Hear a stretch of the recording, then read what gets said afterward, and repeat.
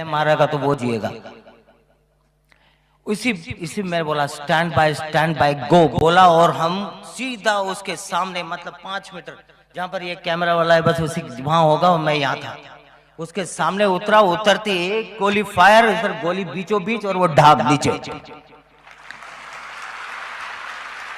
आपने सुना होगा 2002 सितंबर 24 तारीख को वहां पर 2 आतंकवादियों ने मंदिर में हमला किया था, जिसमें 50-60 लोगों को मार दिया गया था बेरहमी से, और करीब 80 लोगों को हॉस्टेज ले लिया था।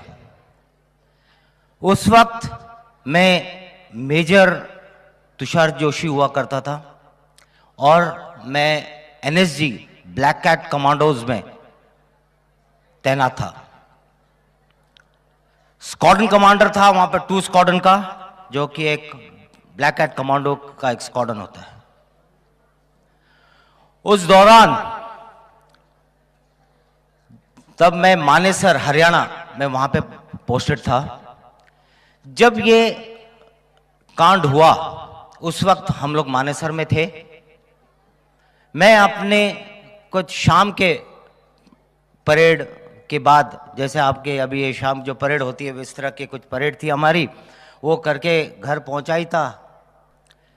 आते ही खबर मिली मेरे रेडियो सेट पे, मेरे फोन पे, तब तो मोबाइल नहीं होता था, कि इस तरह से कुछ अटैक हुआ है और आपने निकलना है। मैं अलर्ट स्क्वाड्रन कमांडर था। मैं जिस हालात में था उसी हालात में घर से निकला और सीधा पालम एयरपोर्ट दिल्ली के लिए रवाना हुआ। साथ में मेरी टुकड़ी जो थी वो भी अपने हमारी गाड़ियों में बैठ के एयरपोर्ट पे पहुंच गई।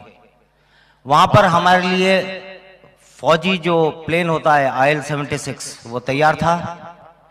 हम उसमें बैठ के हम सीधा अहमदाबाद पहुंचे। अहमदाबाद पहुंचते ही वहां पर हमारे पास हमारे लिए पुलिस की गाड़ियां आ गई थी लेने के लिए, और हम तुरंत वहां से गांधीनगर अक्षरधाम पहुंचे। और हवाई जहाज के दौरान मैंने अपने कमांडोज को ब्रीफ किया। मैंने उनको सिर्फ ये बताया कि है ना, मुझे सिर्फ इतनी खबर मिली है कि यहां पर ऐसा ऐसा हुआ है, और मैंने टीवी ऑन किया था और टीवी में मैंने देखा है कि एक अक्षरधाम मंदिर, मुझे अक्षरधाम मंदिर भी पता नहीं था तब, एक अक्षरधाम मंदिर है गांधीनगर में, वहां पर आतंकवादियों ने हमला कर दिया है और वहां और हॉस्टेज ले रखे हैं, बंधक बना रखे हैं, उनको हमने छुड़ाना है। ये तकरीबन शाम को 5 बजे की बात है, 24 सितंबर 2002 को। हम वहां से पहुंचे गांधीनगर, पहुंचते पहुंचते 10, साढ़े 10, 11 बज गए थे। वहां पहुंचने के बाद वहां पर जो ऑपरेशनल रिस्पॉन्सिबिलिटी होती है वो मुझे हैंडओवर कर दी गई। तब के आईजी थे मिस्टर चक्रवर्ती, उन्होंने मुझे ब्रीफ किया लास्ट में कहां पर उन्होंने आतंकवादियों को देखा। मैं आपको कुछ फोटोज दिखाऊंगा मेरे बताने के बाद, मेरी पूरी इसके बाद आपको बताऊंगा तो आपको अपने आप ज्ञात हो जाएगा। उन्होंने मेरे को हैंडओवर करने के बाद उन्होंने ये बताया कि यहाँ पर पुलिस के कई 3-4 कमांडोज शहीद हो गए हैं, और आखिरी बार जब देखा था तो 15 मिनट पहले एक वहां पे जो ऊपर के जो परिक्रमा है उधर देखे गए थे। उसके बाद 15 मिनट से कोई फायरिंग आई नहीं है। मेरे लिए एक बहुत ही चैलेंज वाली बात थी कि अब मैं इतने बड़े मंदिर में ढूंढूं कहां। मुझे कोई आइडिया नहीं था मंदिर के बारे में, मुझे सिर्फ जो ब्लोअप और जो मॉडल था उस पर बताया गया था, बाकी मुझे कोई ज्ञात नहीं। मंदिर इतना बड़ा, खूब सारे रूम्स, अब किस रूम में है ये 2 आतंकवादी, किस में घुसे हैं कुछ पता नहीं। हम लोग अंदर घुसे।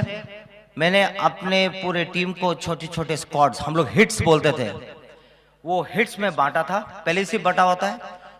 उनको मैंने डिप्लॉय किया। मेरे जो स्नाइपर्स थे, स्नाइपर मतलब जो दूर से जो शिश लेके मारता है, निशाना, शार्प शूटर जिसको हम अमूमन बोलते हैं, उनको मैंने डिप्लॉय किया। उनका काम 2 था। एक, कहीं दिखता है मिलिटेंट आतंकवादी टेररिस्ट को जो बोल जो दिखता है तो उसको क्लियर कट अगर दिखता है तो उसको स्नाइप करना, उसको वहीं के वहीं मार देना। पर ध्यान में रखे कि कोई उसके साथ कोलैटरल डैमेज ना हो। कोलैटरल डैमेज मतलब उसके साथ और कोई नुकसान ना हो। और दूसरा टास्क था उसका सर्विलेंस, नजर रखना।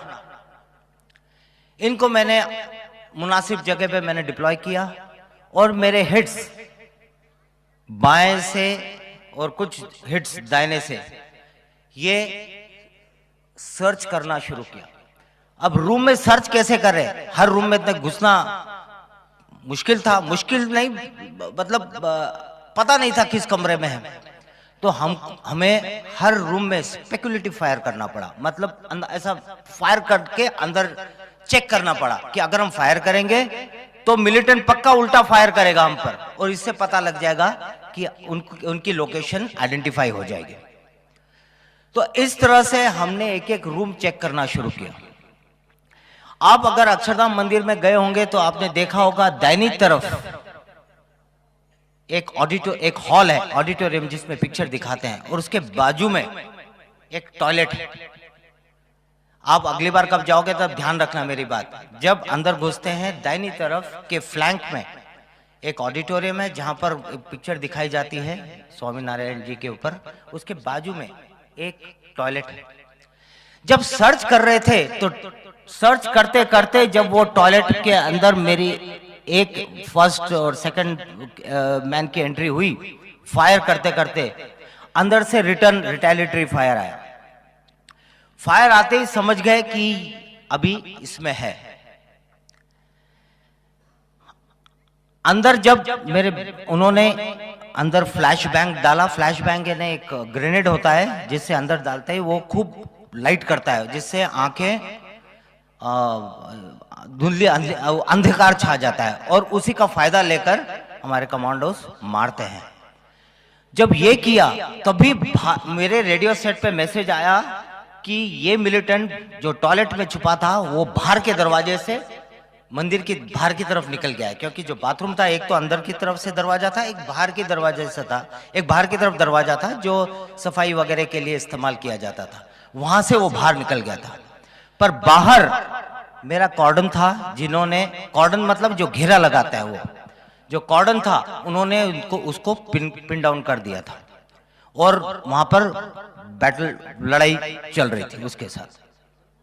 वो पेड़ों के उसके बाहर अब देखोगे तो वहां पर एक नर्सरी थी। वो नर्सरी के पेड़ों में आड़ में छुपा हुआ था और वहां पर सिर्फ मंदिर के जो बाहर की लाइटें थी, ये मैं टाइम बता दूं, रात के 1-2 बज रहे थे।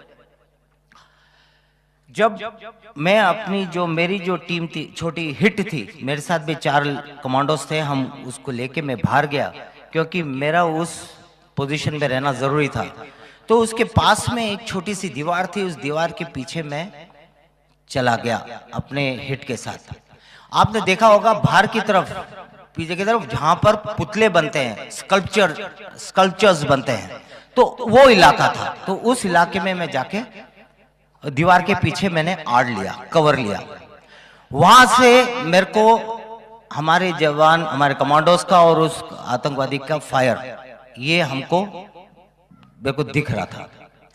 जब मैं उसके लाइन में आया, बिल्कुल उसके सामने आया, लेकिन दीवार के पीछे, मैंने तभी उसको स्पॉट कर लिया उसके फ्लैश के कारण। जो AK-47 फायर कर रहा था, AK-47 के फ्लैश से उसको स्पॉट कर लिया। अभी सिर्फ ये था कि बाकी इस बीच फायर करते करते मेरे एक JCO साहब, उनको गोली लगी और वो उनको इवैक्यूएट करना पड़ा, क्योंकि मिलिटेंट था, वो आतंकवादी था, उसका तो कोई दिशा नहीं, वो तो बस अंधाधुंध फायर कर रहा था, जहां पर आवाज आई वहां फायर करता जा रहा था। उसमें मेरे एक JCO साहब थे, उनको गोली लग गई, उनको इवैक्यूएट कर दिया गया। वो पोजीशन फिर मैंने ली और उसको ऑब्जर्व किया। मैंने बोला अभी सब, मैंने रेडियो सेट पे अपना पास किया कि अभी कोई फायर नहीं करेगा, शांत रहो। मैंने उसको स्पॉट कर लिया है आप अपने अपने जगह पे रहो, और अगर भागने की कोशिश करता है तब मारना है, तब तक नहीं। क्योंकि मेरा इरादा था अभी इंटरवीन करने का, अंदर घुसने का, क्योंकि ऐसे वो मारेगा तो और मेरे 3-4 लोगों को ले जाएगा। तो मेरे साथ मेरा एक बडी था, उसका नाम था सुरजन सिंह भंडारी। आपने कई सुना होगा वो अक्षरधाम, आप तो बच्चे तब तो पैदा भी नहीं हुए होंगे, जो स्वामी जी होंगे और बाकी के जो बुजुर्ग होंगे उनको पता होगा। उसके कई 1 साल तक एक सुरजन सिंह भंडारी अक्षरधाम कमांडो अहमदाबाद हॉस्पिटल में कोमा में है, ये आपने कई बार पढ़ा होगा, सुना होगा। ये वही जवान था, वो मेरे साथ मेरा बडी था।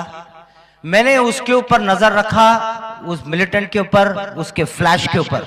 मेरी नजर सिर्फ फ्लैश के ऊपर थी कि उसको स्पॉट करना था। मैंने सुरजन सिंह को बोला, बेटे वो मुझे दिख गया है और अभी हमने दीवार को कूदना है। दीवार इतनी छोटी थी, 3-4 फुट की दीवार थी, और इसके ऊपर ऐसे स्पाइक्स, ऐसे पोल लगे थे और इसके ऊपर लाइटें थी। मैं यहाँ पर एनवीडी से, नाइट विजन डिवाइस से भी नहीं देख सकता था, क्योंकि वो लाइट का जब नाइट विजन डिवाइस पे पड़ता है तो वो इफेक्टिव नहीं होता है। मुझे ये थोड़ा सा प्रॉब्लम आ रही थी, क्योंकि उसको हम लोग दिख रहे थे, क्योंकि हमारे पीछे सिटी की लाइट्स थी, मंदिर की लाइट्स थी, इसलिए हमारे सर उसको दिख रहे थे।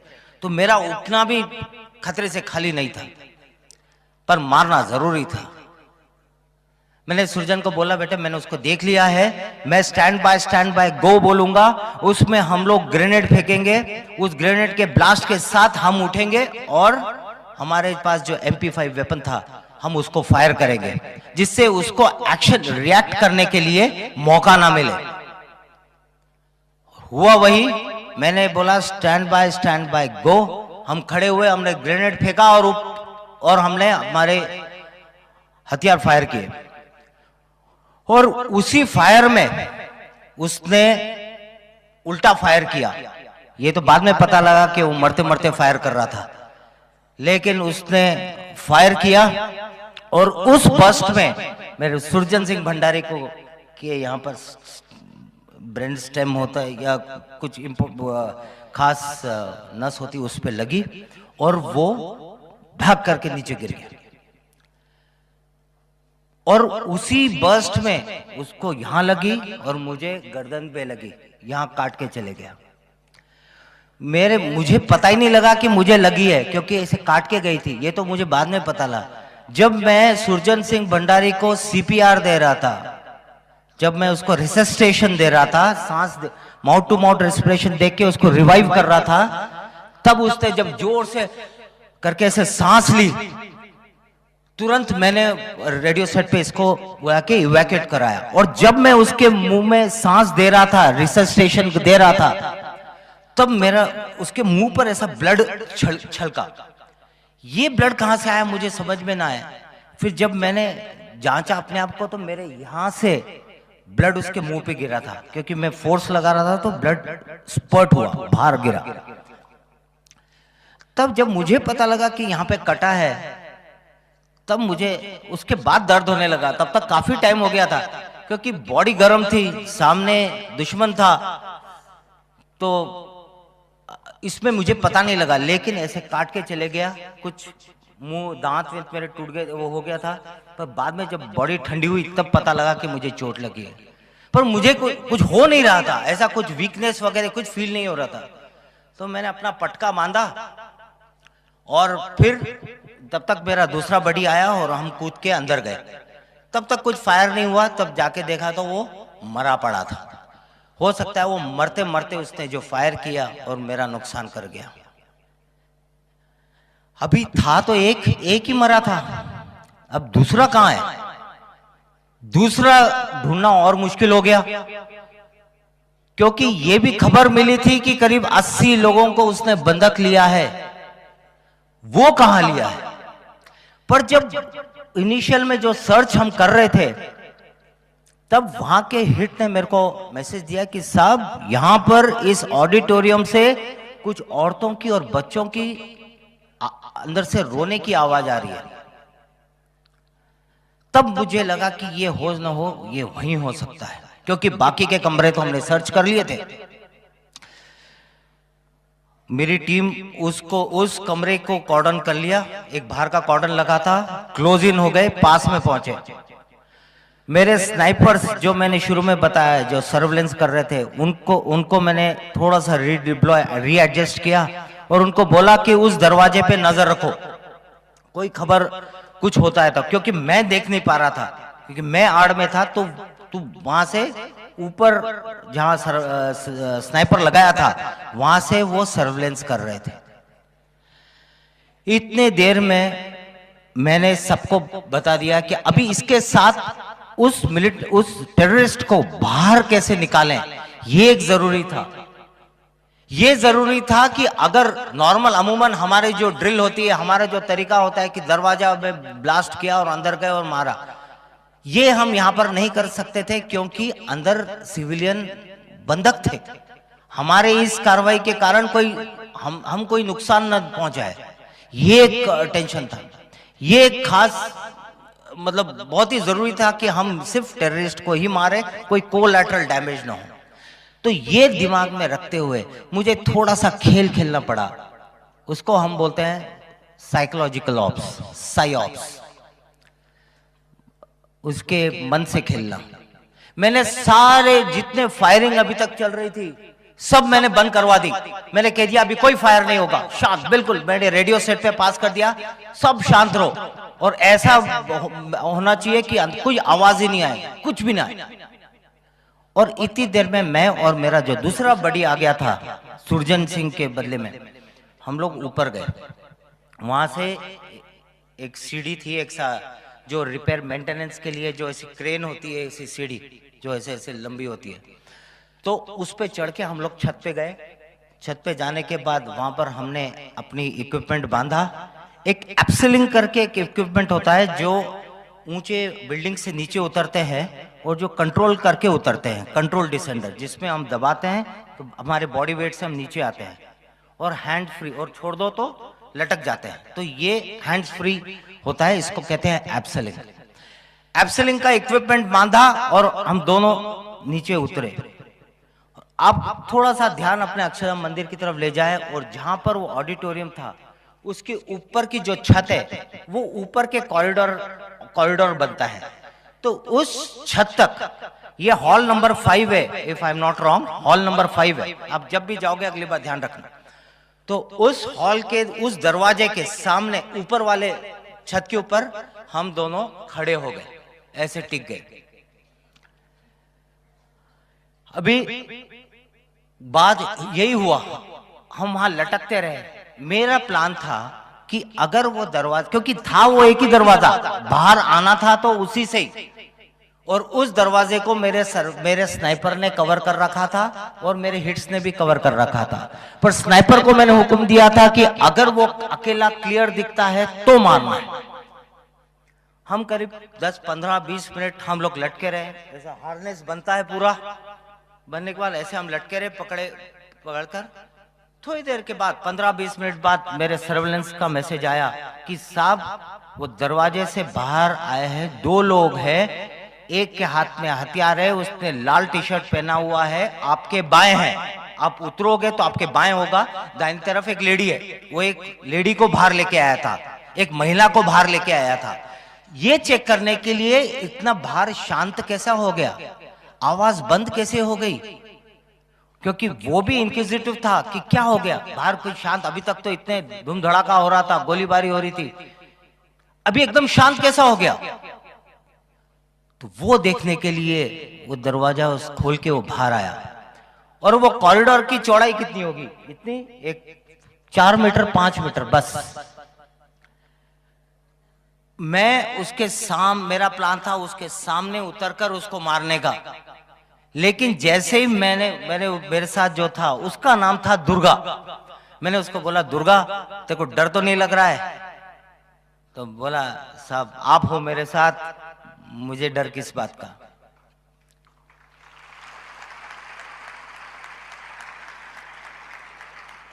और वहीं बैठे बैठे हम लोग गप्पे लगा रहे हैं। क्या गप्पे लगा रहे हैं? मैं उस वक्त ये हालात थी जो अभी हमारे जो डॉक्टर विक्रम एक्स डीजीपी जो बता के गए कि लड़ाई के पहले गोली तैयार रहती है, अगर तुम्हारी नाम पे गोली बनी नहीं है तो कोई तुम्हें मार नहीं सकता। यही बात थी। मैंने दुर्गा को बोला, बेटे अभी हम उतर रहे हैं, डरना मत। अरे नहीं साहब, आप हो मेरे साथ, मुझे डर नहीं। लेकिन एक बात बताऊं, डर तो मुझे भी लग रहा था क्योंकि मैं इंसान हूं, लेकिन हमारी ट्रेनिंग ने यह बताया कि डर के आगे भी जीत है। डरते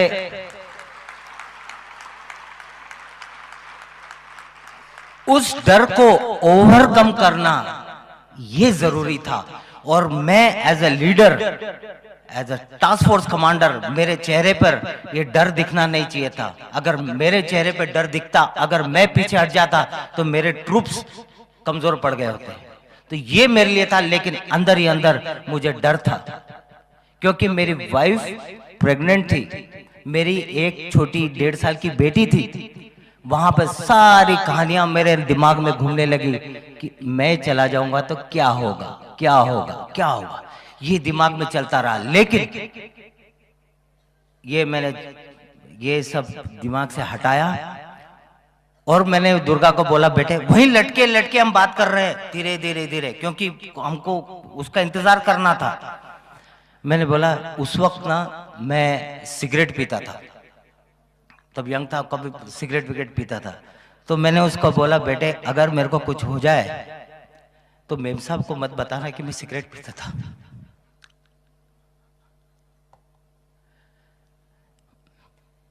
उसको भी इस तरह से लगा कि साहब ऐसे क्यों बात कर रहे हो, कुछ नहीं होगा। अभी भी मैं वो बात सोचता हूं तो मेरे रोंगटे खड़े हो जाते हैं।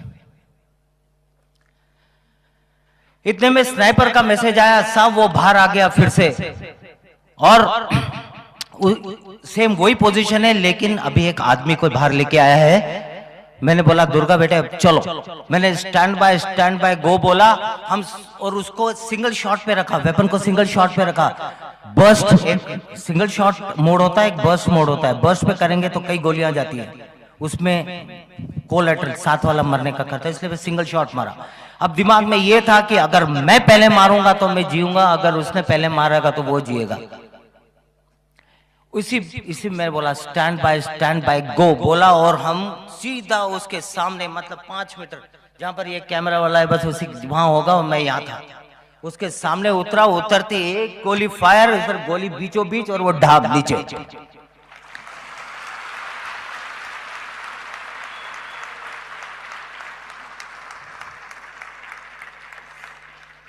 और उस वक्त जब मैंने उसको मारा, मुझे पता नहीं लगा, मतलब, और जो मेरे पैर तब भी लटपट कर रहे थे, अभी भी कर रहे हैं, क्योंकि वो जो सीन अभी मैं देख रहा हूं याद आता है तो मेरे को एकदम वो।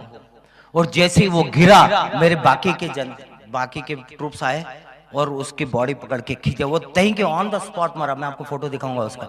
ऑन द स्पॉट उसको बाहर साइड में खींचा और वो लेडी को लेके आए। फिर अंदर दरवाजा खोल के अंदर गए तो अंदर 70-80 लोग, महिलाएं, बच्चे, छोटे बच्चे, और कितने करीब 5-6-8 घंटे से अंदर बंदे थे। छोटे छोटे बेबीज, दूध पीने वाले बच्चे, माताएं, मतलब वहां पे गंदगी हो चुकी थी, बूढ़े, मतलब इतना गंदा कर रखा। तो बेचारे करे तो क्या, वो हालात भी ऐसे थे। उन सबको हमने बाहर निकाला, बाहर तुरंत। ये सब तब हुआ जब मेरे ये मैंने अपना कपड़ा बांध रखा था, और लकीली मेरे को इतना कुछ हो नहीं रहा था। ये ऊपर वाले की मेहरबानी की मेरे को उतनी ताकत थी आखिर तक। ये सब गया, फिर उनको हमने बाहर निकाला। फिर उसके बाद सर्च ऑपरेशन शुरू हुआ। जब सर्च ऑपरेशन शुरू हुआ तो उसके बाद हमको 4 मैगजीन्स मिले जिसमें एम्यूनिशन फुल था, कुछ ग्रेनेड मिले, उनके खाने पीने का सामान, काजू, चॉकलेट्स, ये सब पड़े थे उनके बैग में। और जब ये दोनों बॉडीज को हमने, दोनों मिलिटेंट को रगड़ते हुए, खींचते हुए बाहर लेके आए, बाहर सारी पब्लिक खड़ी थी, क्योंकि और अभी प्रॉब्लम ये था कि अभी बाहर लेके जाऊंगा तो पब्लिक तो और मार देगी, उनको मरे को भी और मारेगी, इसलिए हम वो नहीं चाहते थे, इसलिए वहीं हम रगड़ते हुए उसको लेके आए, उसके पैर में रस्सी बांध के खींच के निकाला।